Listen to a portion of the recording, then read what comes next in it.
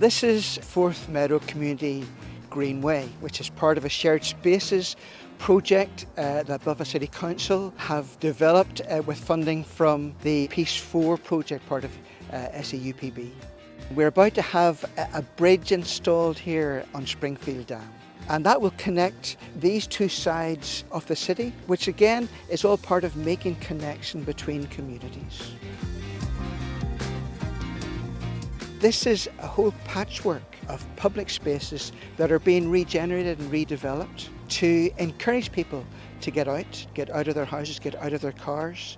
It also helps to facilitate inclusive growth, to stimulate the economy in this part of Belfast. There will be an interpretive hub here, an educational hub. People will rediscover their history. There'll be a whole legacy element to it. In Belfast City Council, we talk about reimagining Belfast as somewhere that is beautiful, that is being regenerated, that is welcoming, and where people can live a healthy life and be connected to nature and then make those connections with one another. This is creating space where people can meet together and can enjoy really what is a beautiful part of the city.